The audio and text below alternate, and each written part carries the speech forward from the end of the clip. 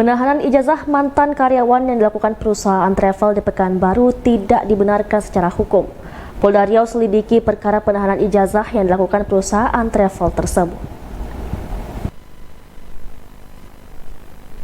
Direktur Ditreskrimsus Polda Riau Kombespol Ade Kuncoro Ridwan hadir dalam sidak yang dilakukan Wakil Menteri Tenaga Kerja Republik Indonesia, Immanuel Ebenezer bersama Gubernur Riau Abdul Wahid, dan pihak terkait lainnya ke perusahaan travel yang melakukan penahanan ijazah mantan karyawan beberapa waktu lalu.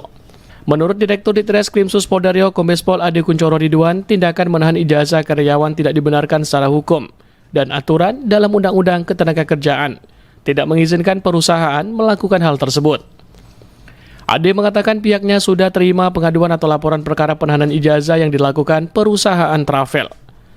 Tidak hanya fokus pada perkara penahanan ijazah, pihaknya juga akan dalami dugaan tindak pidana lain, seperti indikasi gaji di bawah UMK, jam kerja yang melebihi ketentuan tanpa uang lembur, dan ada kemungkinan karyawan yang tidak didaftarkan pada BPJS Ketenagakerjaan.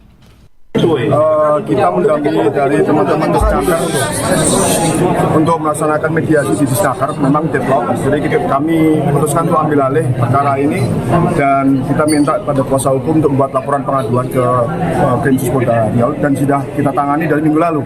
Jadi sudah ada 5 orang yang kita ambil keterangan, khususnya dari pegawai yang sudah resign dari tahun 2019.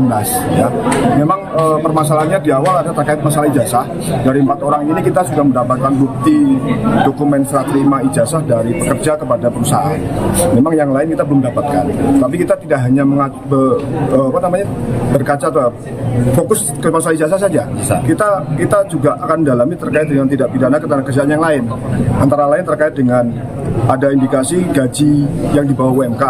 Kemudian yang kedua adanya jam kerja yang melebihi batas ketentuan dan tanpa uang lembur.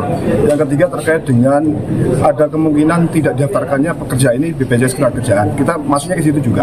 Jadi lepas dari ijazah nanti kita masuk ke pidana yang lain di dalam Undang-Undang Pekerjaan untuk menjerat pengusaha travel ini.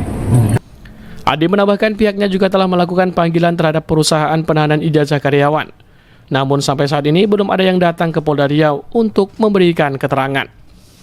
Ahad Laila Isnin melaporkan.